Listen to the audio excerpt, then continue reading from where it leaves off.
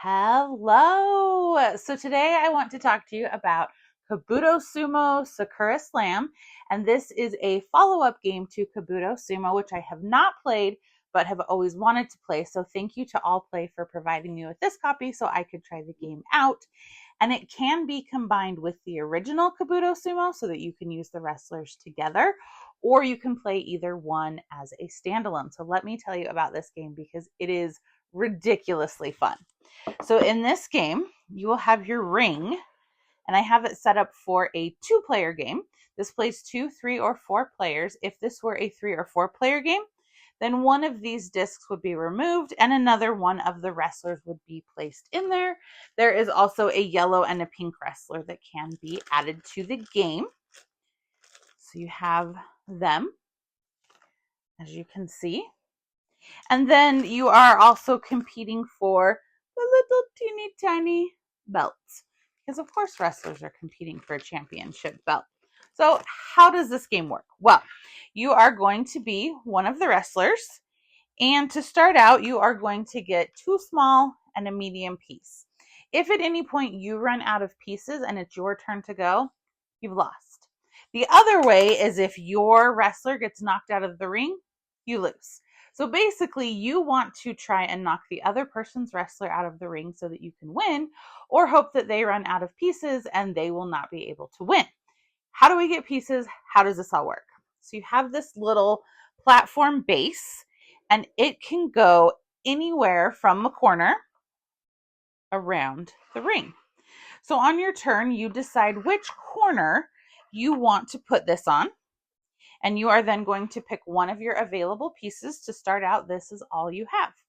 And you are going to very carefully, your fingers like this, push it onto the platform, and anything that falls off, you get to add to your supply. So you're looking for places that pieces are likely going to fall so that you can add them to your supply so that you can continue to play and not use.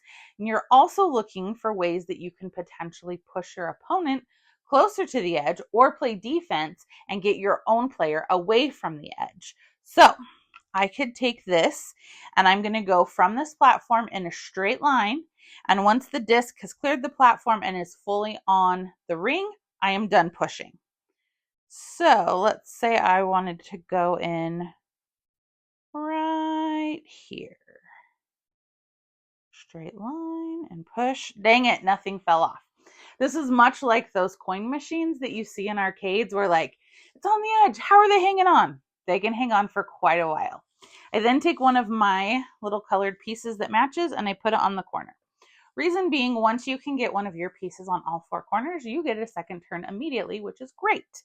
Now, this seems very straightforward, very kind of like ho-hum run of the mill. However, here's where it gets fun. There are different wrestlers. So there is kind of a junior league you can play where things will be much easier, but on the regular mode, you will have these 8 different wrestlers that come with the game, and each one has a signature move because wrestlers always have a signature move. And with that, there are their signature move pieces. So based on the wrestler that you get, you are going to be trying to earn their signature move pieces. So for example, if you are Dude, the Love Bug, his signature piece are the 2 pieces of the yin yang, like this.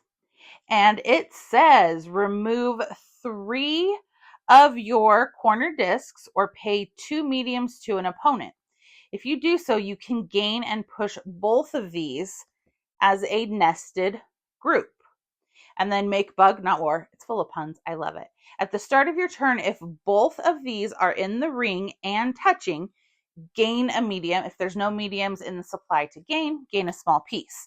So every one of these bugs is going to have a different option. Midas, he has the golden touch. So with him, you're going to get this golden web. This is a much bigger piece going onto the board and is going to do a lot more chaos. So this is where the fun really ensues. And this is what takes it up to the next level, is getting to use all of these pieces. I also got 2 of the promo cards, Dr. Bibble. I always want to say Pibble. Dr. Bibble and Bluegrass Bill. And Dr. Bibble actually has a really cool metal piece. So that's going to be totally different in the ring against all of these wooden pieces. So that is what makes this game really stand out and be so cool, is these unique bugs and the way that they play and their signature pieces and their signature moves. That's what makes this, I think, a great game. Like I said, you can mix in the bugs from the original Kabuto Sumo and the promo bugs that were available with that. These can all be mixed in. Then there's even an expansion, if you want, called Kabuto Sumo Swarm, which is where you're essentially going to play 3 wrestlers. You're going to create a little team and you're going to have a best of 3 match. And then there are some additional cards that come with that that are going to give you a swarm power. So if this isn't enough for you going on, you can add in the swarm. And with that, there are cards in here for all of the bugs that have ever been made in any of the Kabuto Sumo games. So if you are playing with any of the versions, any of the promos, you have the option to use them with the swarm battle.